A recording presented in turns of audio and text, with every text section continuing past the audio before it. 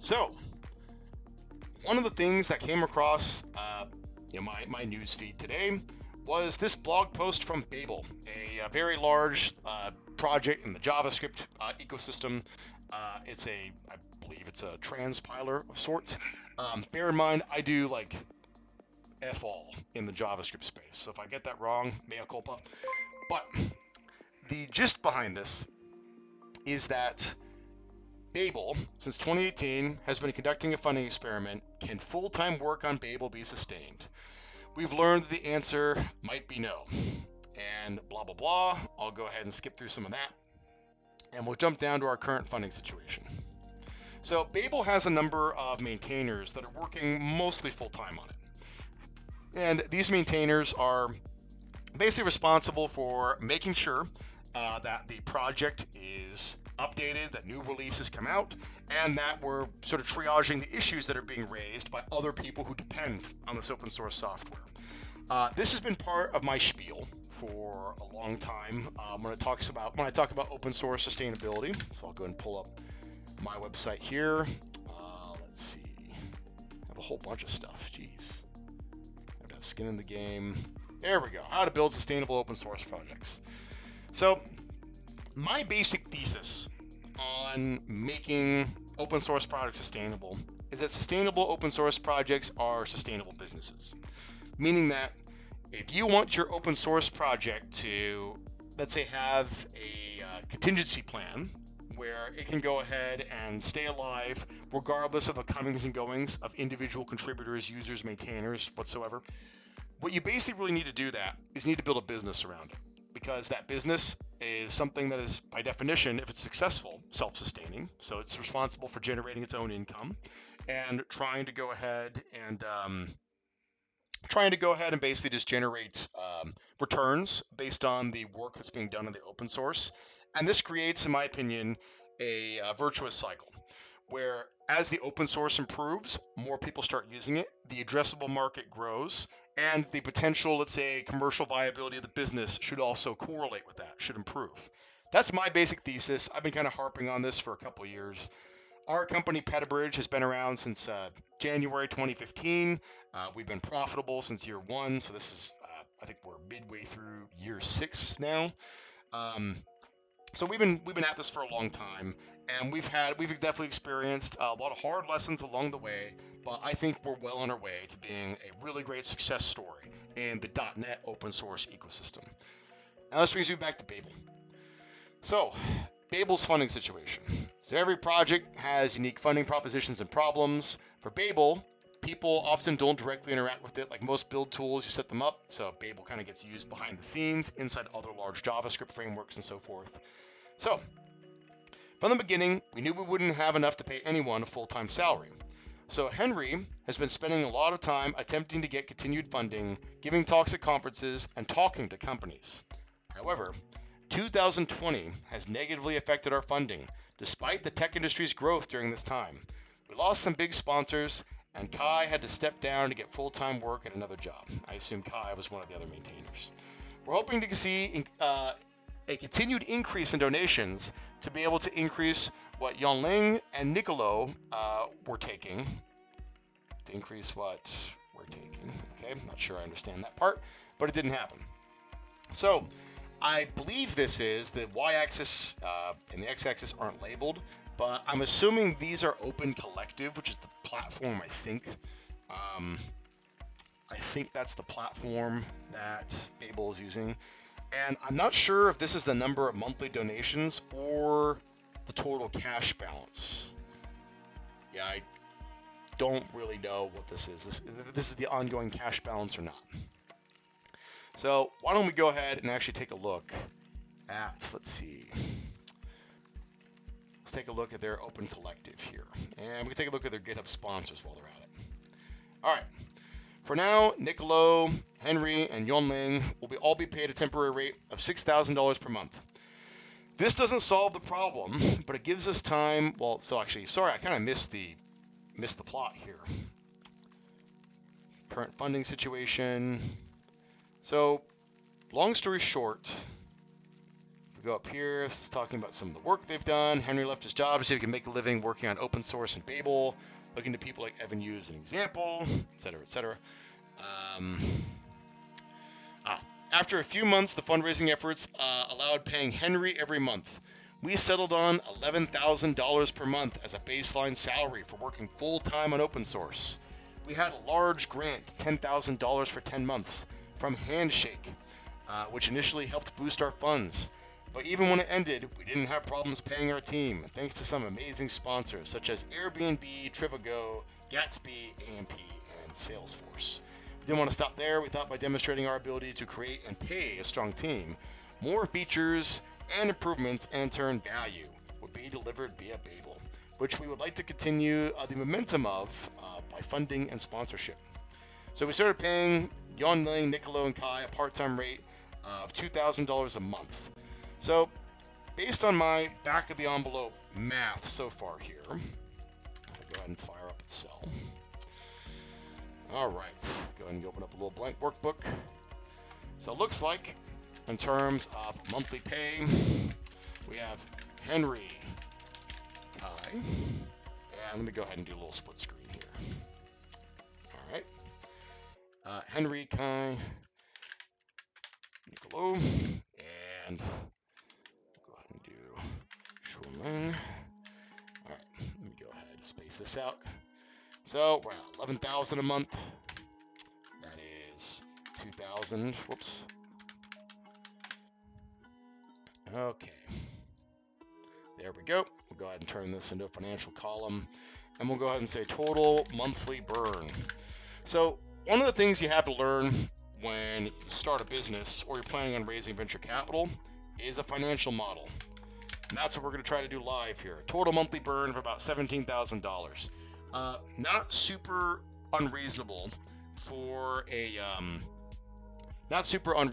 let's say a small software startup. You know, here at Petabridge, we certainly burn more than that.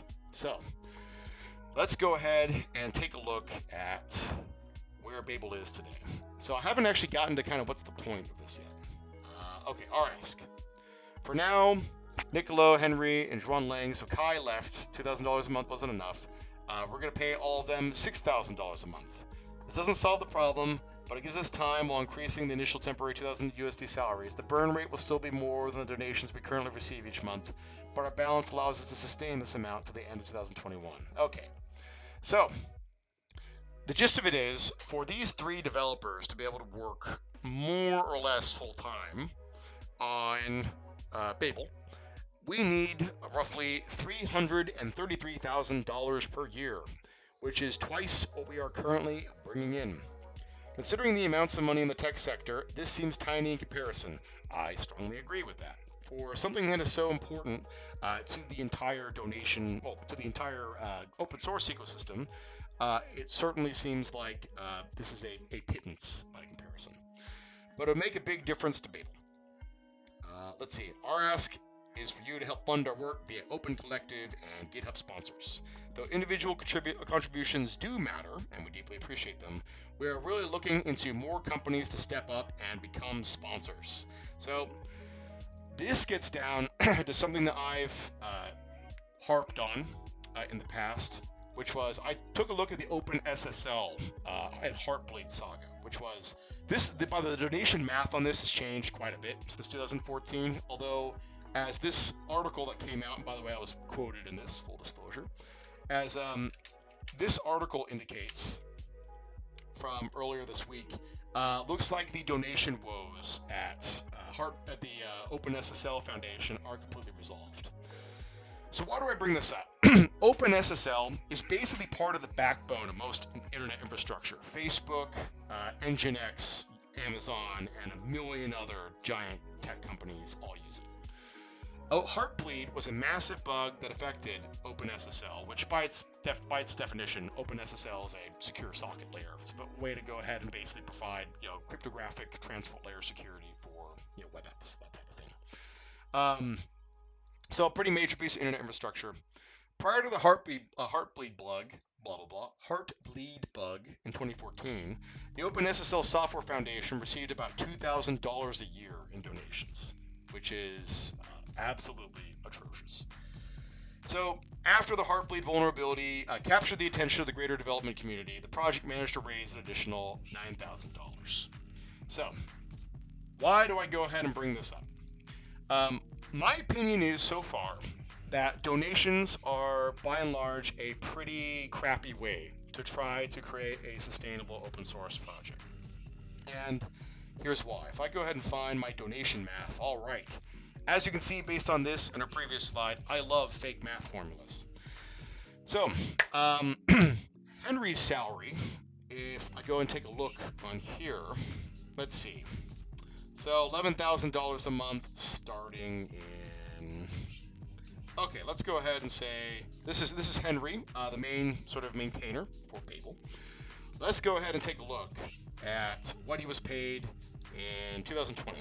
So $11,000 starting in January and in February. All right, so we're getting $11,000 a month. Now bear in mind, I think it mentioned in the article, or maybe in the Hacker News storage, I'm going to pull up in a second, Henry's self-employed. One of the things that absolutely sucks about self-employment in the United States is you're responsible for both halves of payroll tax, which nets out to roughly 18%. And by the way, that cost goes from your first dollar all the way up until you hit your FICA threshold, which I think is about $135,000. That number changes a little bit each year, but that rings a bell to me. I think 135 is where that tops out. So that's not a progressive tax. You're paying that from $0 all the way up to $135,000. So that's one thing that really sucks about that. Okay, so let's go ahead and take a look at this. Looks like Henry was paid $11,000 for 11 months and then paid $9,000 for December. All right, so let me go ahead and grab a little calculator here, move this over. I have no idea what I was doing before. Let's go ahead and do 11,000 times 11. That should be 121,000 plus 9,000. All right, $130,000. So that's the salary. All right. So my donation math right here was $125,000 a year as a salaried intermediate programmer in Los Angeles. Not that far off. You start getting lots of bug reports, installations, and it begins to become a burden. You love your project, you think it becomes something great, they'll make a real difference to others if you had more time to work on it. How do you buy your own time? Well, basically, you have to go ahead and do a little math function here, which is your base salary times, I mentioned this earlier in our comp section, we call this LOD when we're doing financial modeling. These are basically all of the other liabilities that come with hiring somebody. So in the case of, let's say, I mentioned here in California, in addition to like if you're a full-time salaried software developer who's kind of intermediate, you're making $125,000 a year, let's go ahead and assume that your LOD is 40%. That includes 8.5% payroll tax for both the employee pays that. So that's actually not counted as part of what the employer pays. But if you're self-employed, you pay 17%.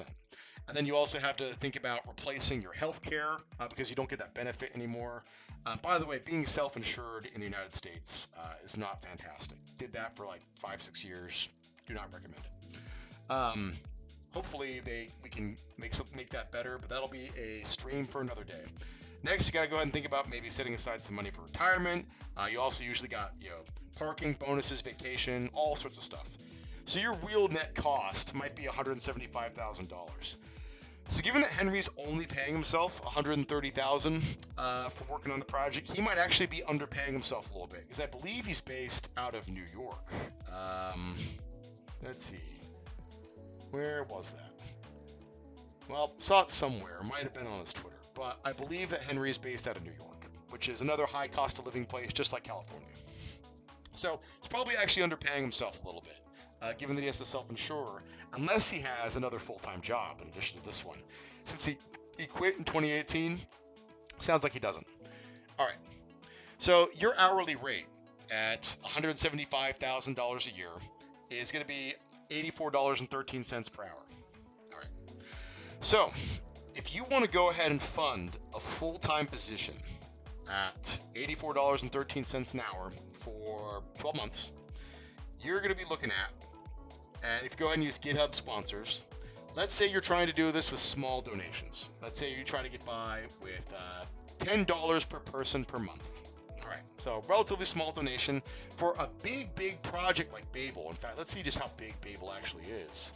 39,000 stars on GitHub. That's like 10 times more than my project has. That's a very big, high impact project. Okay, a lot of people using it. So, you would need, if I go back here, to go ahead and get to 40 hours a week at $84.13, so a normal 40-hour work week, you would need how many donors? You would need 337 $10 a month donors to cover that one person's salary. Now, to be able to go ahead and do that for roughly twice that amount, if we want to go ahead and do $333,000 a year, we're going to need in the order of about 650 to 700 to do that. So that type of math is very difficult to scale. If we go and take a look at, let's see, contributors to Babel. So how many do we have contributing to Babel right now? 158 sponsors. And let's go ahead and assume, well, they want to try to get to $12,000 a month, so they're not there yet. Let's go ahead and assume they're all paying $15 a month. Why not? Okay, so what does that math look like? Well, 15 times 158 is $2,370. Ugh. So, not going to quite get you there. This is why in Open Collective, in Babel's post, why they're asking for corporate sponsors. It's very difficult, even for an extremely large-scale project, to support a team of developers using donation math like this, because you actually kind of need the law of large numbers working in your favor. And if you're a project with almost 40,000 stars on GitHub and you can't quite break through, what chance of success do most of the smaller projects have behind the scenes there? So that's one of the things that you're going to end up running into as a potential problem. Corporate donors are the easier way to go because you need many fewer of them, you get more bang for your buck. And that's why they're trying to go ahead and get corporate sponsorships here. Now, why would a corporation sponsor and go ahead and contribute money to Babel? Well, let's take a look at what Babel offers for some of their higher tier sponsorships on GitHub. What are the benefits? Why would you do this? Company Silver sponsor. Help support the team and you get your company logo on the front page of BabelJS.io. Gold sponsor, $1,000 a month. Help support the team and get your company logo on the front page of BabelJS. Base support tier, $2,000 a month. Help support the team with 2 hours of dedicated support a month, and you get your company logo on the front page of BabelJS. That's $14,000 a year for how many hours of support total is that? I guess that'd be 24 hours of support if you go ahead and pay all that. So that's not, in my opinion, completely crazy, as long as there's a little bit of rollover or accrual with some of those hours, but that is still kind of high. Next, company core sponsor.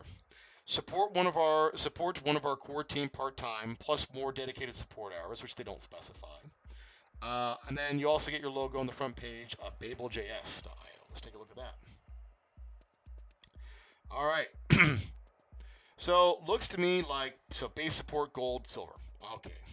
So who's in the base support tiers? We have some $2,000 a month takers, some $1,000 a month takers, and some $500 a month takers. What we don't have right now is we actually don't have anybody in the silver, basically anybody in the core support tiers. These are our $2,000 a month donors. So let me go ahead and count this out. 1, 2, 3, 4, 5, 6, 7, 8, 9, 10, 11, 12, 13, 14, 15. So let me go ahead and grab my little calculator here. 15 times 500. So that's $7,500 a month. Plus, let's see, gold says $1,000 to $2,000 a month in the last year. Is that what gold says? Okay. Well, I'll go ahead and just split the difference, and let's go ahead and say that it is, in fact, $1,500 a month. And how many of them do we have? 4. Okay. So that'd be another $6,000. Let's go ahead and add that. 6,000. All right. That's $13,500 a month. And then we have a couple of base support sponsors. Let's say there's let's say they're both donating $2,000 a month. So that'd be another $4,000 right there. So that's 17,500 a month, which should just about cover our original burn rate. Now, with Kai out of the picture, if I go and delete him, and we've reduced everyone's rate to $6,000, we're at just about break even. So, based on what they've mentioned down here, is it looks like they're actually at a burn rate that is significantly higher than this. So I don't think they're pulling in quite that much money. Many of those sponsors have probably pulled out and are no longer actively supporting the project the way they used to. They do mention that in the blog post here. They just may not have updated the website yet. So let's go ahead and take a look here. Where did they mention their burn rate? That should be a little bit further up here. Large grant from Handshake. Let's see. Don't see the term burn rate on here. I saw it earlier. The burn rates will still be more than our donations we currently receive each month, but our current balance allows us to sustain the amount to the end of 2021. So if their burn rate is roughly $18,000, and if we take a look at the rest of the open collective, let's say budget here, let's see. I do not want to donate, but I do want to see the numbers. All right. So their estimated annual budget is $207,000. They've mentioned where they want to get is to $330,000. So their balance that they have today currently is about $82,000 here. Okay. So looks like what they're keeping track of here starts at $24,000 USD per year. Looks like what they're keeping track of are people who have donated, but some of these companies may no longer actively have skin in the game here. So I can take a look at some of these numbers. So Handshake, AMP, Salesforce, Frontend Matters, BitMEX, Airbnb, Facebook Open Source, RunKit, Webflow, etc. So looks like you basically have your short head of big donors right here that are driving a lot of the heft behind the project. And then you end up with your kind of longer tail of smaller donors, which trails off pretty quickly once you get down there. Well, actually, no. Sorry, the way they broke this out, they have organizations versus individuals. My bad. I was looking at the wrong figures there. Okay. So here's my take on some of this. Let's take a look at our expenses. So do they have any expenses outside of, let's see. Do they have any expenses really outside of any of their, maintainers? Are they paying for, hosting or travel or anything like that? Let's see, Babel development support. This is funny. I wonder where this came from. All right. So it looks to me like their costs, domain renewal. Okay, that's pretty straightforward. Looks to me like their costs are pretty fixed for the most part. So I think Babel probably actually stands a pretty reasonable chance of being able to get up to sustainability in terms of their donation math. They have a big enough project that's able to do it. Sounds like they've done okay before, but one of the things companies cut when their businesses were impacted by COVID was, donations to open source projects like this, which makes sense. But this kind of brings me back to some of my business math around this. I strongly believe that donations are inherently unsustainable. And the reason why I believe that is that you're really offering very little value in return. So, we're only at 9% towards $12,000 per month. So that means, of all these different donations that are coming in, we're donating somewhere under $1,200. That's pretty shabby for a project this big. I firmly believe that recurring donations, while well-intentioned and definitely a step in the right direction, simply offer no incentive.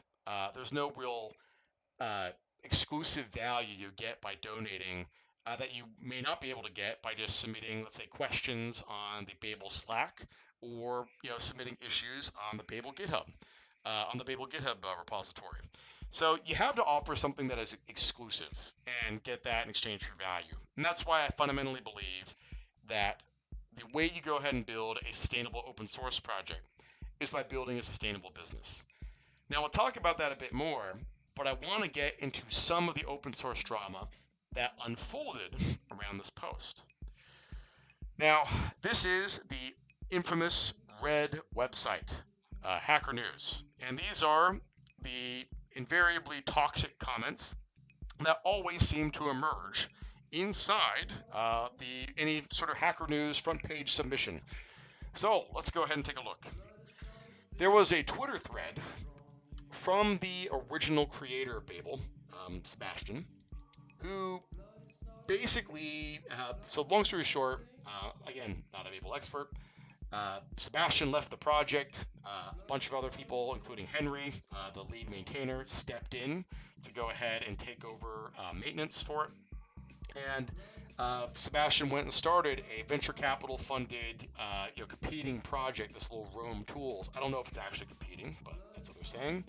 And sounds like he basically took a dump on how Henry, in particular, the lead maintainer, was basically whether or not those funds had been allocated correctly, whether or not Henry was actually delivering a sufficient amount of value in exchange for what he was doing behind the scenes. So there was a bit of a kerfluffle about the appearance of impropriety as to whether or not there was a conflict of interest for Sebastian, who just started a venture-backed competitor potentially to Babel, to go ahead and, sneer at the way the Babel project manages its funds.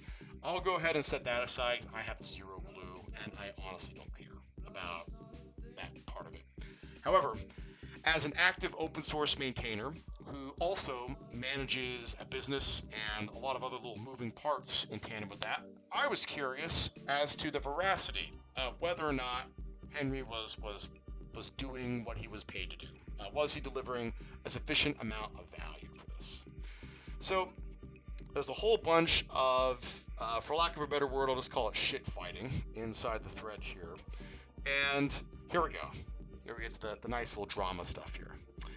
So here's one thing I'll go ahead and comment on. The thing that they were dumping on Henry on right here is that the level of contributions on a macro scale were way lower for the highest paid guy in this project than they were for a bunch of the other maintainers who were paid a lot less. So let's go ahead and take a look at that number. So this is your insights graph that you have on a GitHub project, and you can go ahead and see Sebastian, the original creator here, very active from about, I don't know, looks like 2014 through the end of 2016, and then he's out, bails. Looks like Henry stepped in and shouldered a lot of the load, along with a couple of other contributors, of course, during that stretch of time as the project got popular, and basically was tasked with maintaining it for a number of years. However, let's go ahead and take a look at the commits for some of this stuff here. Actually, what I'd really like to see is a graph of some of that. Let's see. Well, I may not be able to get that. Long story short, looks to me, looking at this graph, that the amount of activity that Henry put into this repository dropped off significantly towards middle of 2018. So what happened around middle of 2018? Well, starting around, looks to be about May or June, Henry takes a full-time, basically leaves his full-time job to work full-time on Babel. And that's right around the time, let's go ahead and go back to the graph here. That's right about the time his activity as a committer dropped off. Now, as this comment wisely points out, that there's a lot of invisible activity that happens inside of the community, that commits and activity graphs don't tell the whole story. To give you an example, we just shipped Akka.NET 1.49 a couple of weeks ago, and I spent in the ballpark of like 140, 150 hours tackling one extremely nasty bug in the process there. And that's going to show up as a relatively small number of pull requests, all that work that was going into it. So, you can't necessarily point to a GitHub activity graph and have that tell the whole story. That is a fair and complete argument. However, for the sake of, let's say, completeness here, let's go ahead and take a look at my personal GitHub profile here. And let's take a look at the year 2020. Let's take a look at all my commits to Akka.NET. Now, bear in mind, In addition to committing to projects inside the Akka.net organization, I also committed to a fair amount of Akka.net projects that are inside the Petabridge organization too. But we're just going to look straight at Akka.net. So I have a total of 800 and let's say 84 contributions in the year 2020 to Akka.net. And you can see what the rough distribution of those are. 21% of those are me reviewing other people's pull requests, 39% are me submitting my own pull requests, 5% are me participating on issue threads, 35% are my commits. Pull requests and commits are going to look roughly the similar because one pull request usually equals one commit in our system. If we take a look through some of my activity graphs here, you'll notice there's some periods of inactivity in my chart here. So for instance, the entire period of September is like a total dead zone for me. And also, by the way, most of early October. Well, why might that have been? Why might that dead zone be there? Well, I'll tell you. That dead zone is there because if I scroll down, wow, we've actually done a lot of blog posts. Nice. That dead zone is there because we launched SDK bin on September 30th and then spent the next 2 weeks or 3 weeks drumming out a ton of issues we found once people actually started using it. So that obviously ate into my time working on Akka.net, and I wasn't able to go and contribute very much during that, let's say, month-long period there. Is what it is. All right.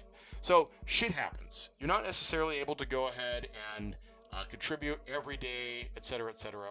But, over the course of 2020, if I get rid of that filter, I did a total of nearly like 3,000 contributions here, and roughly about a third of those all went to Akka.net. So, and you can go ahead and see that in terms of just the volume of pull requests, all the separate repositories. You can go ahead and see me engaging on issues on here. I'm also, behind the scenes setting up GitHub discussions. I'm answering questions in our Gitter chat room. I'm leading our bi-weekly team meetings that we do. I'm planning sprints and roadmaps. There's a lot of stuff that goes into it. Not all of it gets captured on the GitHub activity feed. However, the point I'm trying to make is it is relatively easy to make a small amount of baseline contributions no matter how busy you get all the time on an open source project. In 2020, I got married, bought a house, launched this brand new SDK bin platform, and has also had my hands in completely redesigning Phobos, our other product, and I had a team of 2 other people I had to manage full time. Actually, 3 other people I had to manage full time.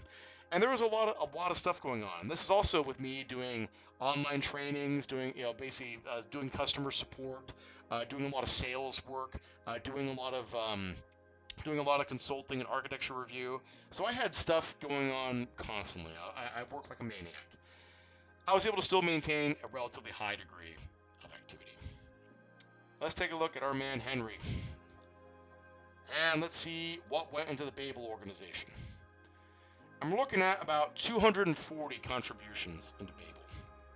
In fact, I got curious when I took a look at some of the open collective numbers on sort of what sort of value were donors getting in exchange for their input. So I decided to go ahead and cherry pick a couple of months.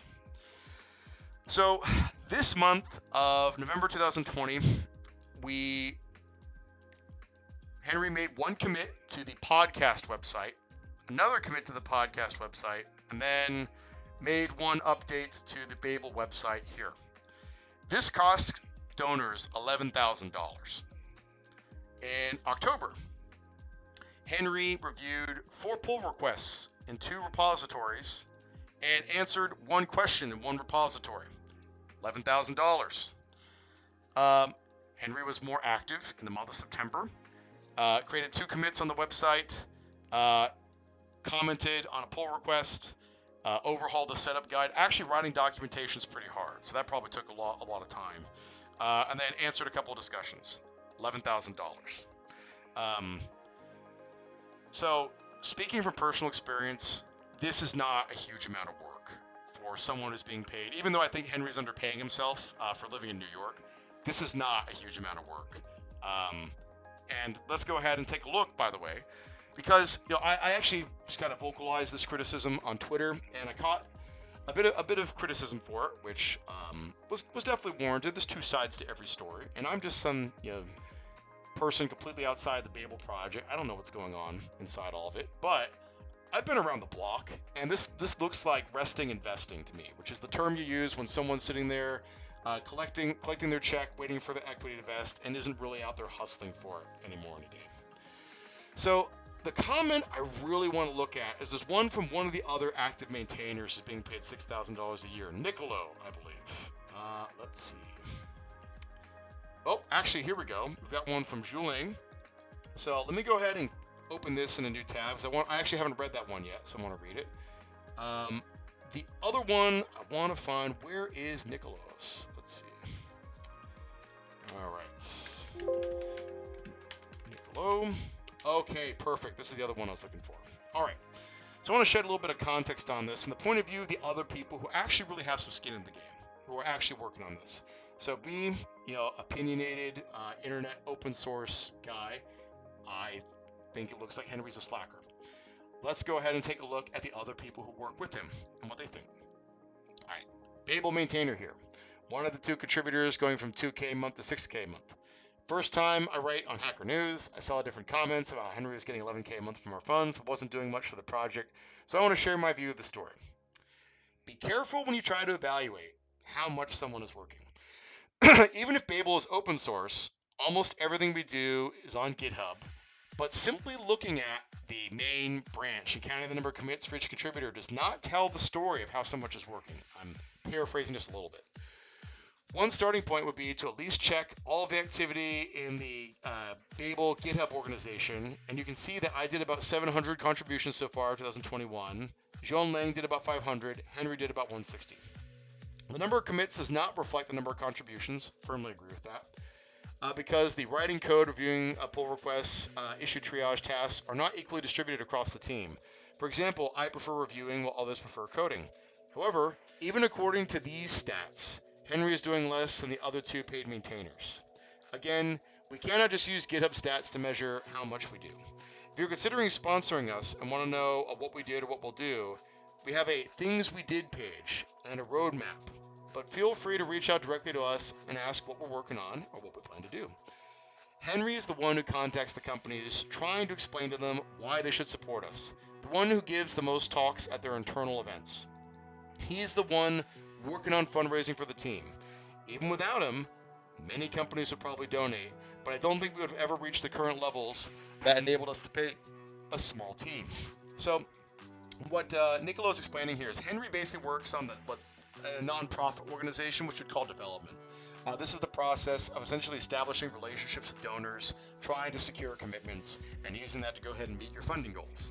So this is what sort of non-profit fundraising often looks like. All right, I'll continue. That said, there was a big problem that no one on the team was talking about. Whilst we all knew that Henry was, quote, not doing nothing, I felt that I deserved more than just 1/5 or more than 1/4 since Henry decreased what he was taking of Henry's salary. What I wasn't doing wasn't less valuable than what Henry was doing. When some people reached out to me about it, I realized that this feeling was shared by other people in the open source community. I thus decided to talk with the team about it. It was hard for me to do because I consider everyone on the team a friend, and it's hard to tell a friend you should earn less because I want to earn more. However, everyone on the team was receptive to my arguments, and everyone agreed that we should have reassessed our salaries. The main reason that Henry was earning more was that he was originally the only paid contributor, and when the remainder of us wanted to be paid, we just divided the remaining incoming money. We've rebalanced how funds are distributed, and we will keep communicating between us how we divide the funds, that no one on the team here feels that there's some kind of injustice in the future. When we settled on 6K a month, I was asked by a team member, do you think this is the right amount of money for you, or you still might not be happy about it in the future? I can't speak for the future for me, but now I don't think I need, deserve, or want to earn more from the other team members. If we get enough money to pay blah, blah, blah. All right. Also, to address the other things, let's see. Okay. If it helps put things in perspective, this isn't a side project for any of the paid maintainers. We don't work 40 hours a week, but we still dedicate a big amount of time to the project. I can only speak for me, but 12 hours classes, dedicate about 20 to 30 hours a week for Babel. It's not always the same, sometimes less, sometimes more. Blah, blah, blah, blah, blah. Company hires you 6K gross, actual cost of the company is more. Since we're self-employed, this is what I was talking about with the overhead in terms of insurance and payroll taxes and all that. So Henry is being paid $11,000 a month for less than 40 hours of work is one of my takeaways from this. And here's the other thing. So going out and basically establishing relationships, giving conference talks, trying to go ahead and build these relationships with donors in order to fund the project. I understand how difficult that is. We have to go ahead and I have to spend quite a bit of time doing sales as one of the things we work on, where I have to spend many hours each week interacting with customers, doing discovery calls, putting together proposals. We have a whole nother dedicated person on our team whose sole responsibility is managing all the process of papering, all that stuff, managing our deal pipeline, and all that type of thing. There is a lot of work that goes into it. So I understand. I used to do all of it myself, so I understand the overhead behind that. That being said, I am deeply skeptical about whether the donors are getting the bang for their buck based on this. I think Niccolo explained things very honestly and candidly and did a really good job making the case that Henry's doing his best and he's made big contributions to the project. But in so doing, I feel like, you know what? If your problem is that the person who's supposed to be raising funds for you hasn't been able to do that and has still been paying himself quite a bit of money while also not contributing to what the users really want, which is the users don't want sustainable development salaries for Babel's developers. They want Babel to be maintained and updated. And, if Henry's spending all his time doing that, not successfully raising money, and not contributing to the project either, that's a misallocation of funds. And, that might be unpleasant and difficult to hear, but it's just the truth. Now, I want to see what the other contributor, Zhongling, had to say. Okay. I would like to share my perspective here. GitHub is a platform where people collaborate on developing software. So the contribution graph is engineering biased. Agree. That's my interjection there. But operating an open source organization, especially like Babel, which is serving millions of users, is just like running a company. In a company, we have different roles. I'm actually going to circle back on this because I was going to make the argument on Twitter, but I'll make it here. In a company, we have different roles, and no role is more important than the others. In the Babel team, Henry spends most of his time reaching out to contacts and companies, giving talks, syncing with different projects in the ecosystem, offering mentorship to junior contributors like me. None of these are visible in GitHub. They are vital to sustain the project, to attract both new company sponsors and contributors. 2020 is a hard time for many reasons. Before we talk about funding with the team, Henry has already voluntarily pooled us money, and another longtime contributor, Brian, has stopped taking money altogether. While this helped bump up our balance, everyone taking less is a dangerous signal to open source. Maintainers constantly fighting with financial insecurity may burn out or stop maintaining in order to recover from the mental pressure of I am responsible for this. I've maintained small side projects where the feature set is frozen and most maintenance can be automated by bots. This is quite unlike Babel. The feature is open-ended because the language is evolving. Various edge cases should be taken care of. Trade-offs between spec compliance and output code size should be made. It is not a side project that I can dedicate part-time efforts like 10 hours a week to work on. Speaking for myself, I spend around 40 hours a week to meet my own productivity requirements. I don't think I deserve more than other paid team members because everyone has different time constraints, and we don't track work time meticulously. I do, which is why my little tracker's up here. To avoid burnout and not let Babel consume all my energy, I spare some time on encoding Chinese characters in Unicode, which, just like Babel, has profound impacts on the ecosystem, but long overlooked and underfunded. I am submitting hundreds of characters in IRGN 2487. Okay.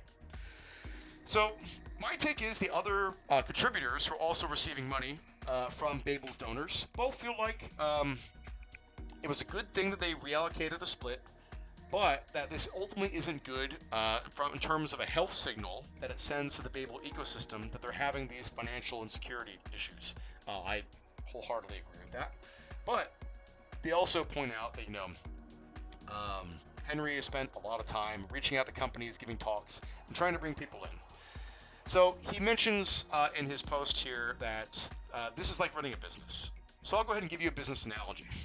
This is like having a CEO who takes excessive executive compensation and hasn't been able to bring in the right people or resources to make the business sustainable.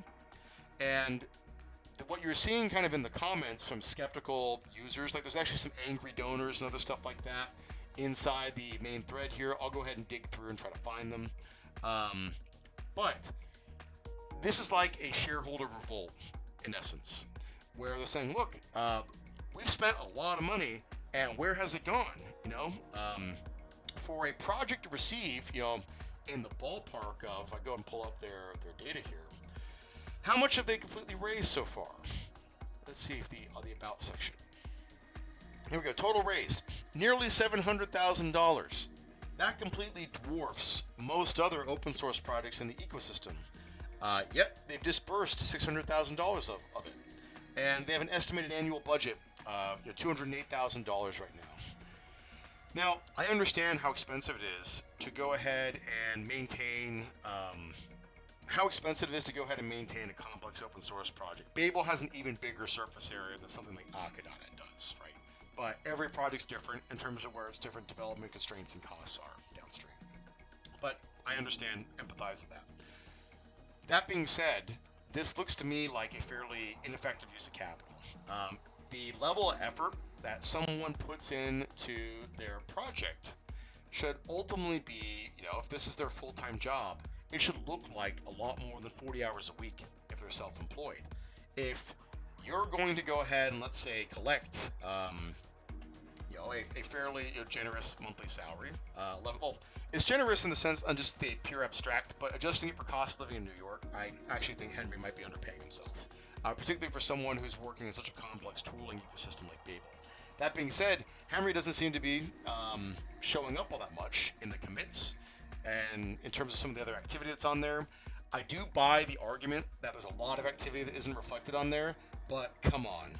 This is pretty, this tells a story of significant inactivity. Again, not to toot my own horn here. If I go and pull up, let's say, just the main Akadana project on its own, and I go to Insights here, let's see, whoops, wrong one. Insights, and I go ahead and I take a look at contributors. Okay, so I've done, ballpark 1,100 commits. By the way, we squash all of our commits. So one pull request typically equals one commit. We didn't do that back in the early days, but since we kind of standardize on it, that's what we've been doing for the better part of, 6-7 years. So I've got a pretty steady contribution graph all the way through here, and this includes times where I get really busy and when I've got other things I got to work on, other competing priorities, because life happens. You can't be on all the time. That's as true in a business environment as it is in an open source environment like this. But having, let's say, over the course of 1 year, 240 incidents of activity, a lot of which don't appear to be all that complicated either, like doing looks good to me, pull request reviews, stuff like that. That's pretty shabby. Even if you're someone who's out fundraising and doing all that work, you can make more time to basically be an active presence inside the project.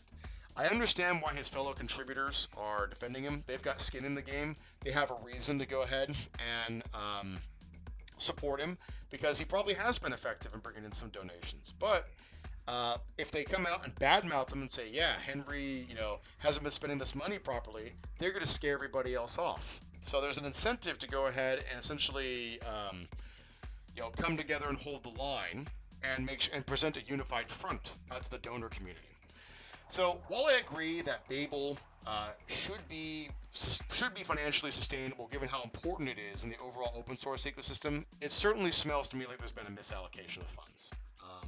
I'd be very hard pressed to be convinced otherwise. I'm not very sympathetic to the argument that raising money and working with donors and giving talks takes a huge amount of time. I do that shit all the time myself.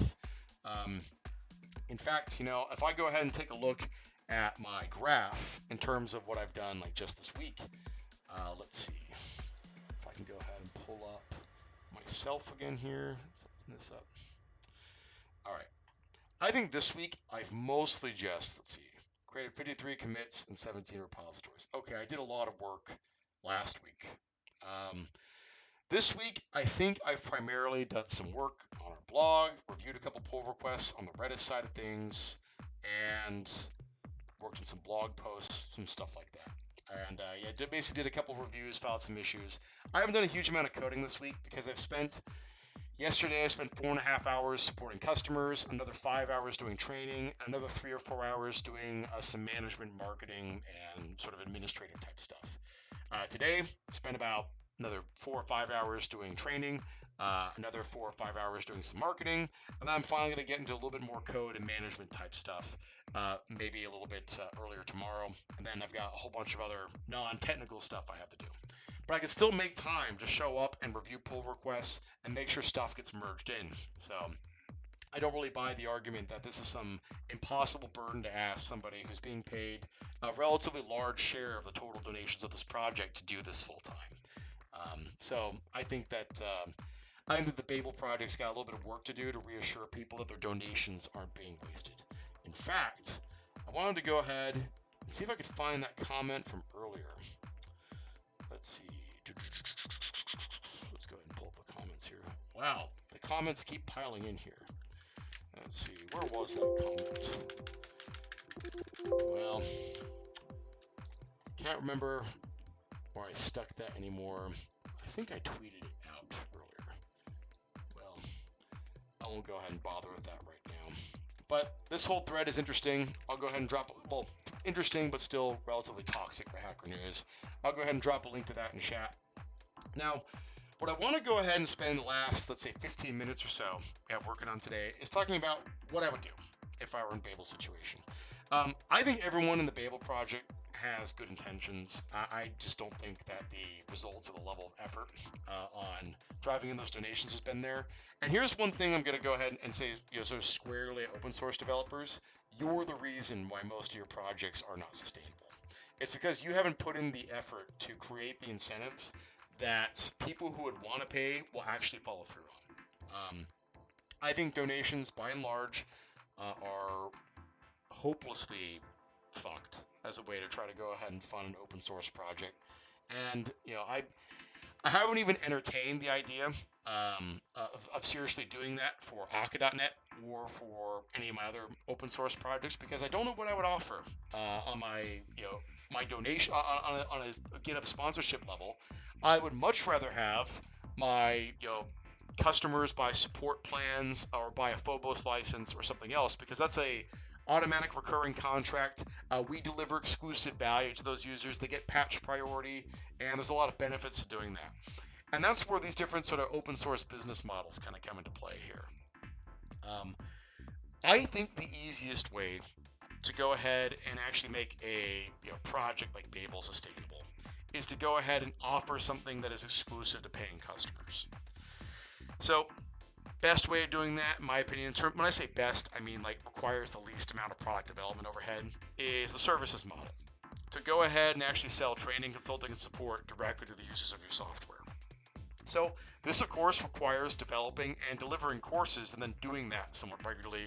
Requires you building a platform to sell it, blah, blah, blah. There's costs associated with that. And you actually also have to enjoy doing that stuff. If you don't enjoy doing that, maybe that model is not for you. So the next sort of area this brings us to is the open core model. Bringing something premium and proprietary around your open source that's valuable to customers with deep pockets. So in our business, this is application performance monitoring. That's our sort of open core stuff that we sell. For something like Babel, I have zero clue what they could possibly offer there. Don't know enough about the ecosystem. Don't have enough to give any sort of halfway reasonable recommendation there on what they'd want to do. Licensing model. Introduce a copyleft license for the open source and a dual proprietary license for companies who want to use the technology commercially. This would be an absolutely terrible idea for Babel. It would destroy the virality of their library.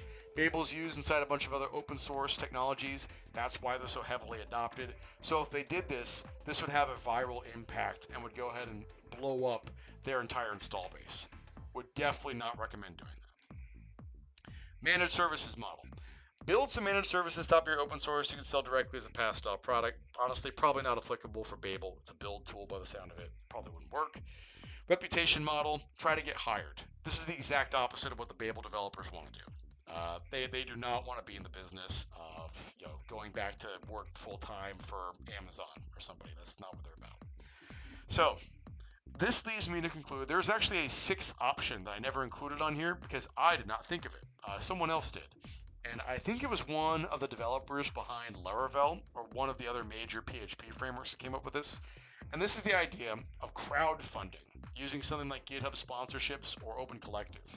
The idea being the core development team puts together a special new release of their software and only makes it available to paying customers until they reach a certain payment threshold. And that payment threshold might be their $12,000 a month target on GitHub.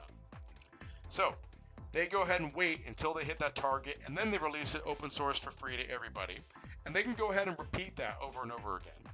That sort of model is only something you can do with a fairly substantial install base. Now, the one problem with Babel kind of pursuing that model is if the way most of Babel sort of gets used is inside other open source frameworks, there's no easy way necessarily of controlling that. As soon as, let's say, Babel gets released to one of the frameworks that donates some money back to it, they might go ahead and incorporate that new build tool into their system, and then all the value kind of gets extracted somewhere else. But that's something. But again, that's not something that's not something I don't know quite enough about Babel to go ahead and give a more firm recommendation there.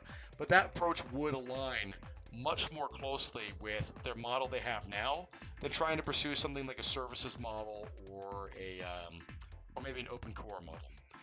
But I still think that it might be useful for them to go ahead and maybe engage in a services model or something else. There could be some value in that. So, for instance, they offer these support tiers, which someone's buying, but they don't have that many takers.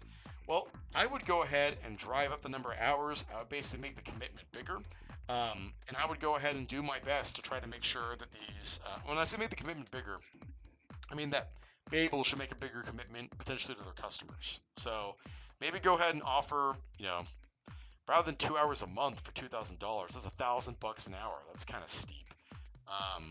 I would go ahead and maybe offer, let's say, for $2,000 a year, somewhere in that ballpark. Maybe we'll go ahead and offer, 8 hours of support. Do something like that. That's kind of similar to some of the pricing models we do around our Octodon support plans. And we found that kind of helping scale those up and down to the size of the customer can actually make a pretty big difference in terms of whether or not you actually get the deal or not. So I would probably spend some time taking a look at what sort of companies are filing issues, what are they reporting, and who are the companies that would actually want to have, let's say, full-time support around something like Babel. And I'd go ahead and actually do a real market projection of how many companies of that size do we think there are. This is something we did in-house at Phobos with our, which is our technology here. In fact, I have some mathematics.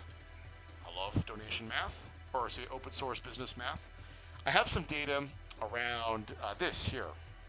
So this is our SDK bin sort of February update where we talked a bit about our sales success around actually going and delivering products to our customers via our automated marketplace that we've been building. This is one of the solutions, by the way, we're trying to put into market to make it easier for companies to go ahead and actually start selling open source, let's say, services like support or training, or actual products that are open core like Phobos directly to customers. So one of the things I mentioned is that, so we completely overhauled Phobos in the middle of 2020. We launched it originally in August 2018. So Phobos was originally priced as a per core product. So the average license cost for Phobos was in the ballpark of $10,000 to $15,000 when we first launched it in 2018. And we had a fairly small number of customers at that price point. Now, the reason why actually had nothing to do with the price. It had to do with the fact that it was really complicated for procurement departments to figure out how much things would cost under that model. And if there's anything procurement departments don't like, it's variability inside their budget. They like flat numbers that don't change. that are easy to factor into recurring budgets. So that's why annualized licenses will work, but variable like per consumption licenses are a much tougher pill to swallow unless you're a large a platform like Azure or Amazon or something like that. So here's what we tried going with. We decided to go ahead and reduce our price on Phobos from our variable per core licensing, which I said averaged to about let's say $10,000 to $15,000 a year, and we only had a relatively small number of customers for that.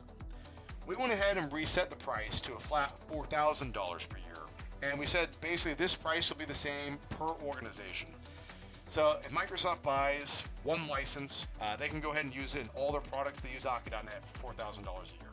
So we might be giving up a whole bunch of value in the course of doing that. The reason why we tried to have that utilization pricing model was to make more money from bigger customers, less from smaller customers.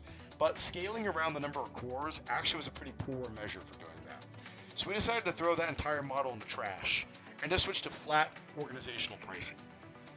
Well, doing that significantly improved our conversions. Now, I say here we've been selling 50% more Phobos licenses per month. Actually, sorry, that's since we launched SDK bin, my bad. Since we changed our pricing, we've increased the number of licenses we sold or renewed per year by an order of magnitude. And that's because the actual pricing model was relatively simple, easy for procurement departments to swallow, and in a lot of cases, this $4,000 a year number fits underneath the procurement budgets for a lot of software development teams. So you don't necessarily have to go through a giant authorization to do some of that. Although, as our head of sales can tell you, we still have to do quite a bit of procurement dance in order to get this sold with most of our customers. Although there's also a large number of them that show up and swipe a credit card without ever talking to us first, which is what Phobos helped us do. Not Phobos, which is what SDK bin helped us do. SDK bin really helped us go ahead and scale from doing, let's say, I don't know, we'll go ahead and say, doing a small but steady trickle of Phobos sales to getting really consistent volume month over month out of that. And the best part is SDK bin will go ahead and automatically manage our renewals for us, which helps us compound our revenue. And so year over year growth will go ahead and scale quite nicely from that. This is one of the things I really think that the Babel project should consider doing. No, not necessarily using SDK bin. We don't support NPM packages, and we don't support third-party publishers yet, but that will change hopefully over the next year or so. What they should take a look at is offering these services that have recurring value, whether it's in the form of open core products or in the form of, let's say, support plans that are fulfilled through open collective sponsorships, and try to go ahead and make sure customers are using their support plans. So that actually requires you to get like a CRM, where you can go ahead, CRM is short for Customer Relationship Management System. You have to go ahead and actually keep track of where people are in the deal process. You need to go ahead and basically know which customers need to be contacted. If a customer is not using their support plan, they are going to cancel eventually. So you want to make sure the utilization of that plan is high. You also might want to start offering some paid training. That might be something else you might be able to sell as well. I think Babel will ultimately be much more successful rather than trying to appeal to their own importance within the JavaScript ecosystem and make an argument that it looks really bad for open source if this project fails. That's a pretty weak argument, and in fact, making that argument actually weakens their position. They should go ahead and come out and try to go ahead and generate some income by selling things people want. This is, capitalism, right? This is a tale as old as time. If they do that, and particularly if they can find a way of providing recurring, consistent, let's say, value to customers, you can go ahead and get that compound growth from having support plans renew year over year or having training subscriptions compound year over year. Yes, that is somewhat of an exercise that will consume an inordinate amount of time that could otherwise be spent on working on the actual Babel technology itself. But if this is what Henry's supposedly spending his time doing, maybe 40 hours a week, according to Nicolo, then that would be a good way for him to go ahead and try to help sustain the financial viability of the organization. Create a company around Babel. Try to go ahead and get the other employees on board as either independent contractors, which they basically are today anyway, or try to get them on board as full salaried members. Maybe we can start solving some of the healthcare and sales tax and payroll tax problems that way. Make it sort of a company burden rather than an individual burden. and then go ahead and try to really focus on building some compound growth by generating renewals and subscriptions year over year. So anyway, that'll go ahead and do it for our stream tonight. I hope you've enjoyed walking through basically increasing developer salaries and talking a little bit about open source monetization and about this BabelJS issue. If you have any questions, please go ahead and drop us a line on Twitter. So I'm actually Aaron on the web on Twitter. You can see the link in my Twitch profile. And make sure you go ahead and follow us and catch us next Thursday for .NET and Scotch. Thank you very much, everybody.